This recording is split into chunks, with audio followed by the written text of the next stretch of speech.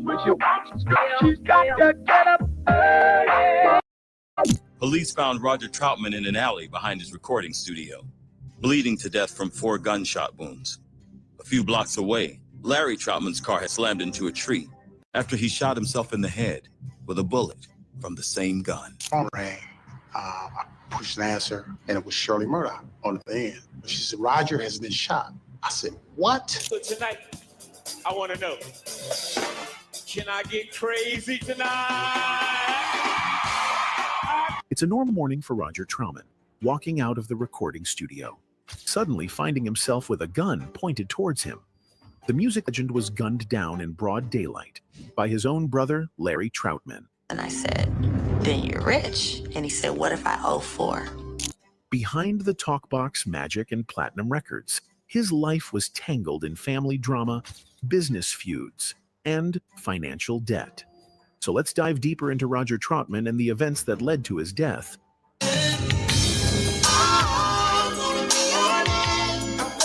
Roger Troutman was born in Hamilton, Ohio. He was the 4th of 9 children. Life was not easy, but they were a close family. The children shared everything, including their sleeping space. They fought sometimes, but they always looked out for each other. Roger's father, Rufus Troutman Sr., worked at a paper mill and also drove a truck to support his family.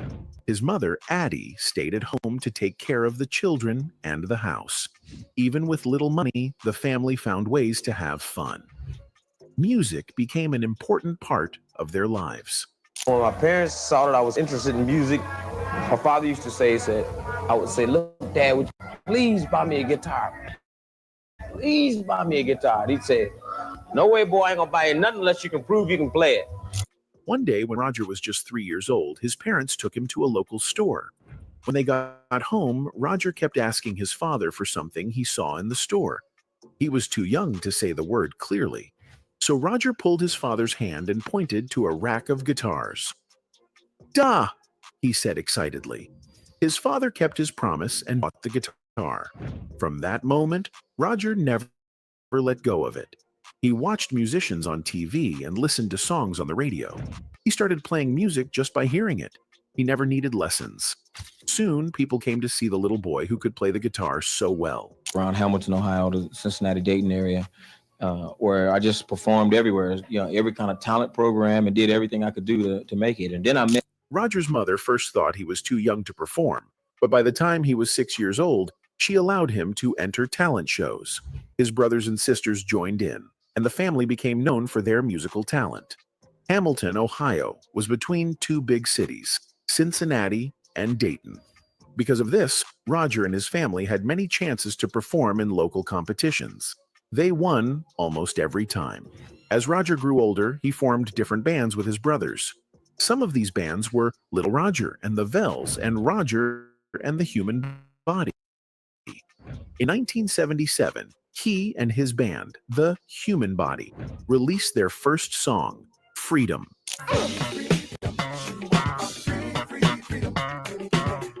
2 years later, famous musician George Clinton discovered Roger and his brothers. Clinton helped them sign a music deal under the name Zapp in 1979. The band included Roger and his brothers Larry, Lester, and Terry, along with Gregory Jackson and Bobby Glover. Zapp got their first big break when they performed on the Funk Music Awards show. This May, Renewal by Andersen wants to give you a huge win. You can have our award-winning windows and doors right now, and you don't have to pay us a dime for 2 years. You can try to pay us during the first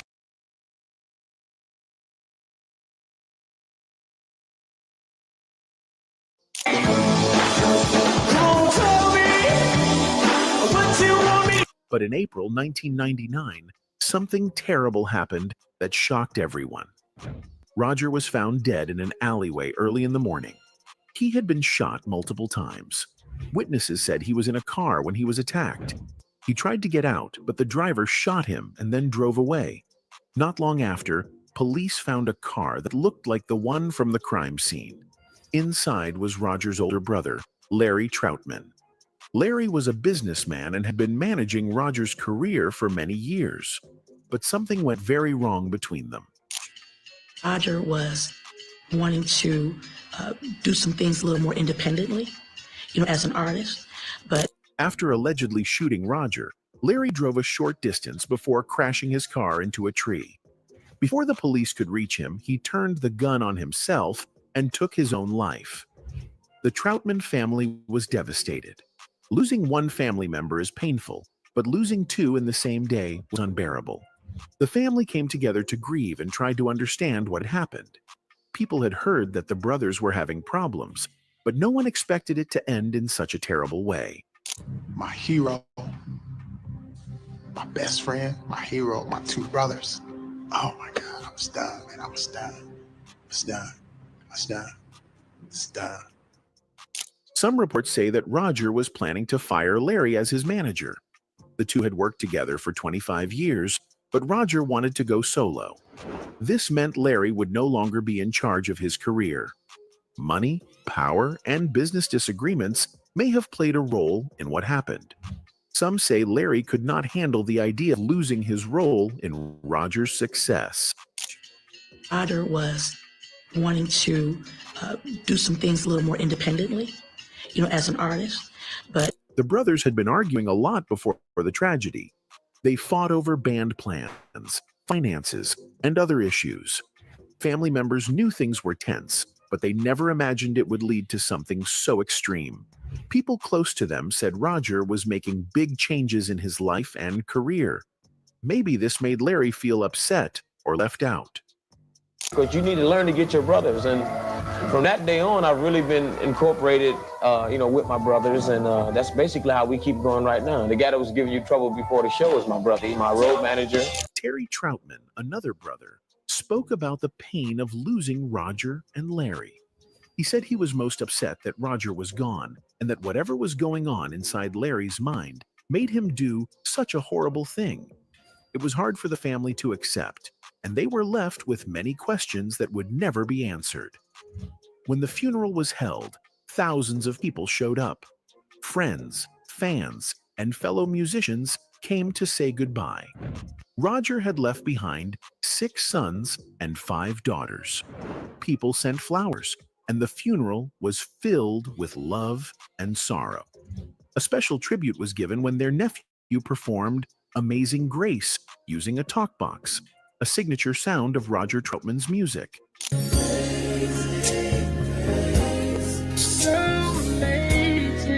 Addie Troutman believed that her children needed to stay together. She knew that healing would come from supporting each other. She encouraged them to keep playing music, saying it was the best way to honor Roger. It's what he would have wanted, she told them. The surviving band members listened to her and decided to continue the band. We dedicate this new CD to the memory of our big brother, our leader. In 2003, they released an album under the independent label Zapp Records. The album, Zapp 6, backed by popular demand, was well received by fans. Though they stopped making new records, they still perform live shows across the United States. At every concert, they pay tribute to Roger by playing videos of his most famous performances. Fans love seeing these moments, remembering the talent and energy Roger brought to the stage. His influence on music has not faded. When she walks to school, she's got to get up early. Many artists have been inspired by Roger's unique sound. Famous musicians like T-Pain, Kanye West, and DJ Quick have used samples from his music in their own songs. His style continues to shape modern music, proving that his legacy lives on even after his passing. His impact on the industry is undeniable, and many new artists look up to him. Roger's death, however, remains a tragic mystery. A witness reported seeing a car that matched the description of Larry Troutman's vehicle leaving the crime scene. When police found Larry, he had a .357 Smith & Wesson revolver, the same type of gun used to kill Roger. This led investigators to believe that Larry had shot Roger before turning the gun on himself. Since there were no clear witnesses to the crime, police ruled it a murder-suicide. Would any of us have? I never saw it coming. Even today, no one knows exactly why Larry did what he did. Some believe it was business problems, while others think it was something deeper. The tragic event left a lasting impact on the music world and on those who loved the Troutman brothers. Roger loved music from a young age. When people started calling him Little Roger, he became well known in his neighborhood. His brothers saw how popular he was and wanted to be part of it too. So, they formed a music group called Little Roger and the Fabulous Vells. Roger was not just a good singer. He could also play multiple instruments at the same time. And once I was pretty good on a lot of instruments, I started teaching other guys how to play, and I tried to put a group. He played the bass, organ, and guitar, sometimes all at once. He even taught his brothers and other kids in the neighborhood how to play music. Around that time, they met another musician named Bootsy Collins, who was also trying to make it big. Bootsy loved their music and saw Roger's talent. He promised Roger that when he became successful, he would come back and help them.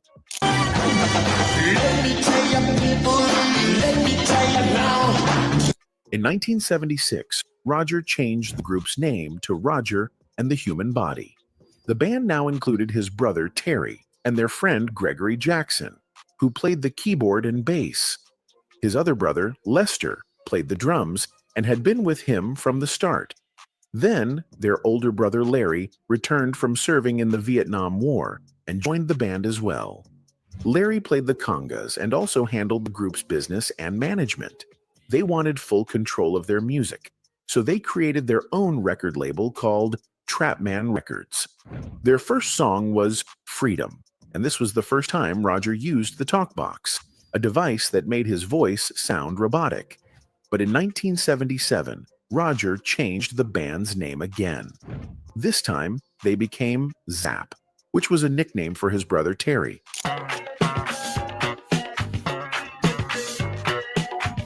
Now that they had their new name, Don't settle for less. Here's what others are doing to fix missing and broken teeth. The company everyone has been raving about is called Nuvia, with thousands of 5-star reviews and a 99.13% success rate to back it up. It's no wonder Nuvia is the clear choice for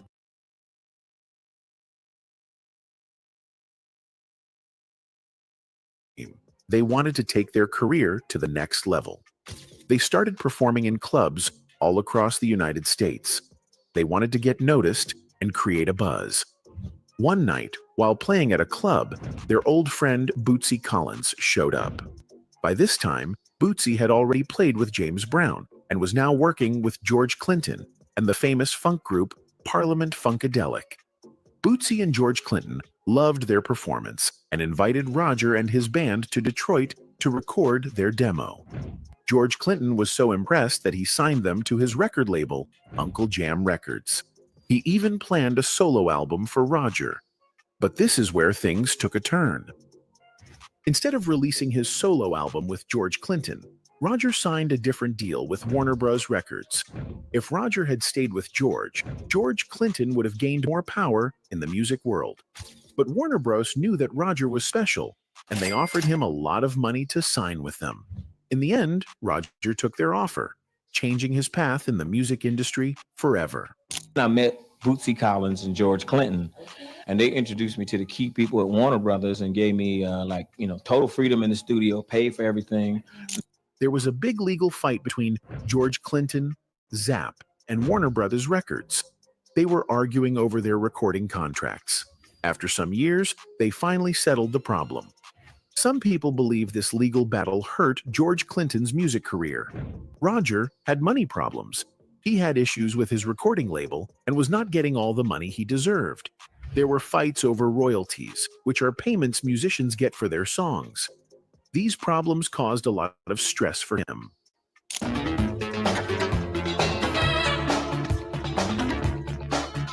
Roger also had legal troubles.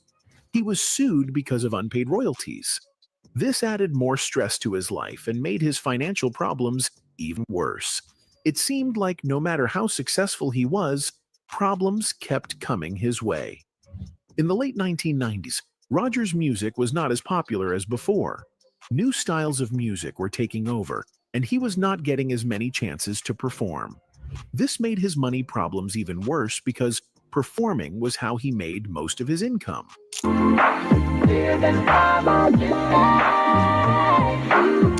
Another of his big problems was his health. Roger had a stroke, which made it hard for him to perform. Music was his life, so this was very difficult for him. His career started to slow down because he couldn't perform like before. But Roger still made great music. He remade the song A Thin Line Between Love and Hate with Shirley Murdoch and the group H-Town for Martin Lawrence's movie. One of his biggest songs was California Love with Tupac and Dr. Dre. The song became a huge hit and sold over 2 million copies in less than a month.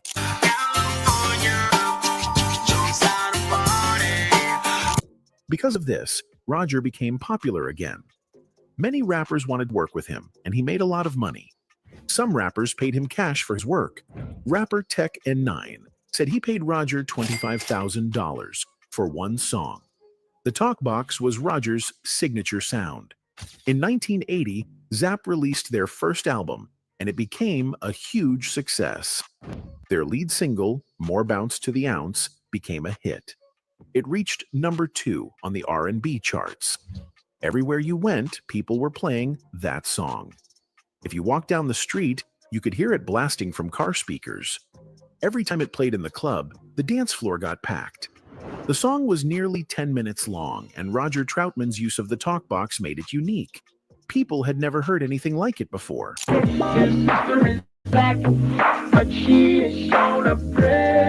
The talkbox was Roger's signature sound. If you don't know what a talkbox is, think of auto-tune today. It changes a person's voice by running it through an instrument. Roger first heard about the talkbox from musicians like Peter Frampton. He started using it while performing cover songs in clubs, even before he had hit records.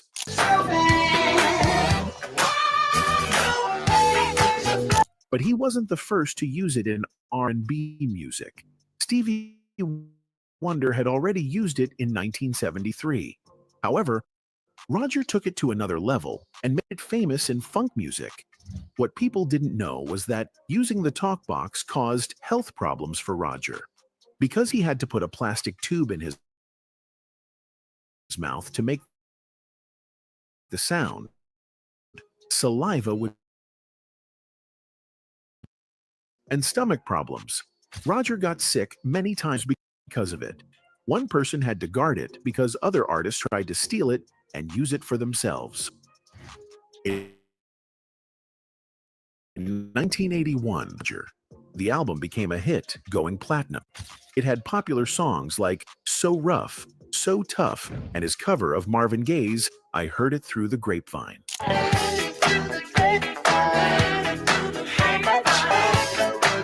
That song went to number 1 on the R&B charts. At the same time, another superstar was taking over the music scene, Prince. Prince's Controversy Tour in 1981 was one of the biggest tours of that year. Since Roger and Zapp were signed to Warner Brothers Records, the label decided to add them to the tour. They became the second act, while Morris Day and The Time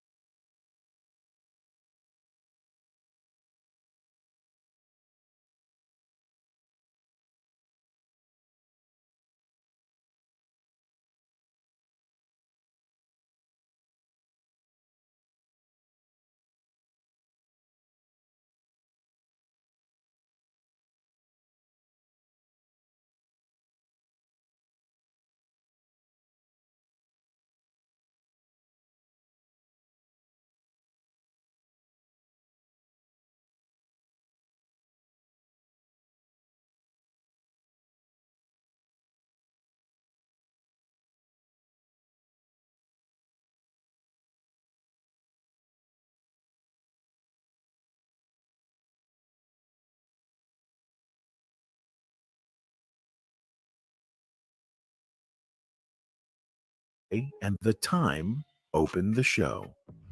People say that tour was wild. Women threw their underwear. It seemed to hypnotize him in a way. Watching videos so. In 1982, Zapp dropped their second album, Zapp 2. This album also became a hit and went gold. One of the biggest songs from the album was Dance Floor, which reached #1 on the R&B charts. Another hit is Everywhere. Roger showed off his talent in a new way. Instead of using the talk box, he switched it up and played the harmonica. Roger could play almost any instrument. In 1983, Zapp released their third album, Zapp 3, which also went gold. That same year, Roger met a talented gospel singer named Shirley Murdoch. Her cousin gave Roger a demo tape of her singing. Roger was so impressed that he immediately offered her a record deal. But Shirley turned it down at first because she only wanted to sing gospel music. After some time, she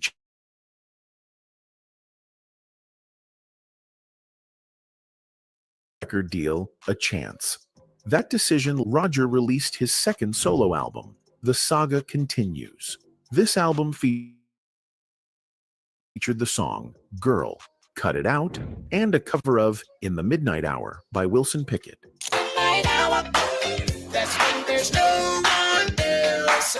The album did well, and In the Midnight Hour reached #34 on the R&B charts. Roger kept pushing forward in the music industry, and his sound continued to influence future generations of artists.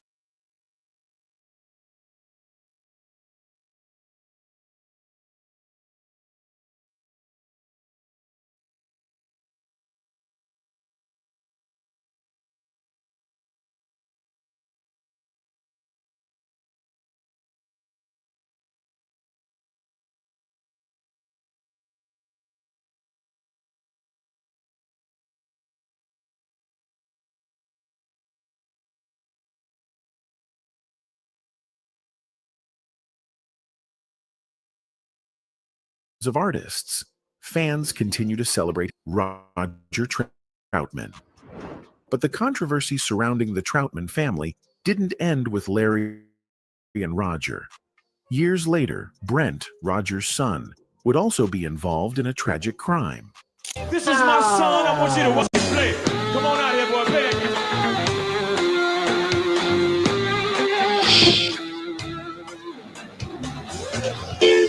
Brent was found guilty of killing his ex-girlfriend, Carolyn Leet, in 2012.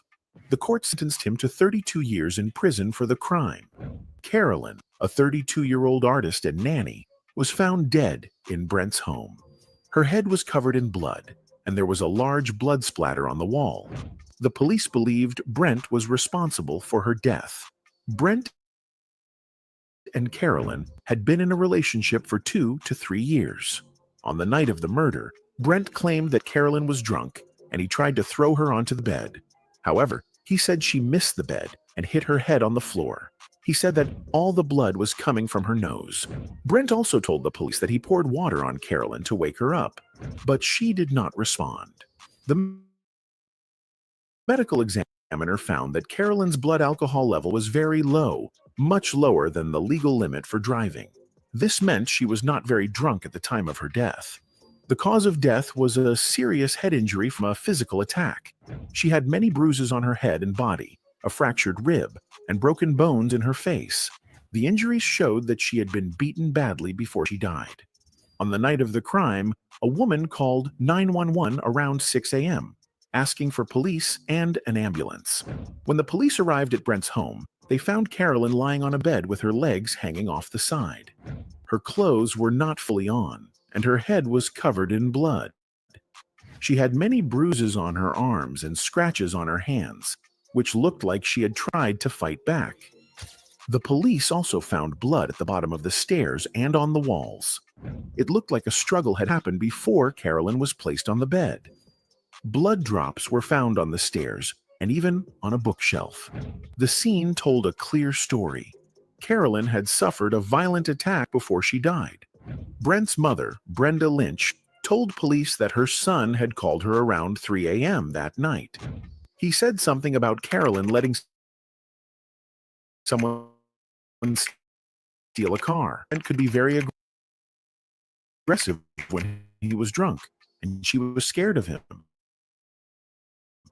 She asked her sister to go get him instead. Brent's aunt, Glenda Jett, went to pick up Brent and Carolyn at around 4 a.m. Around 6 a.m., Brent called his aunt again and asked her to come over. When she arrived, she found Carolyn covered in blood and not responding. Brent kept trying to help Carolyn, but she was already cold touch.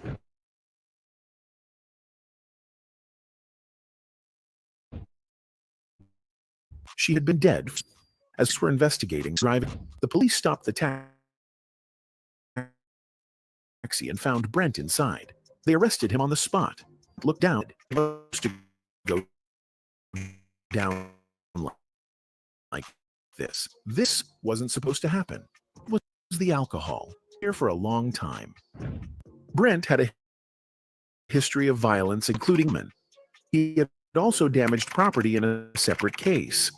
Brent Lynch's crime was another dark chapter in the troubled history of the Troutman family. All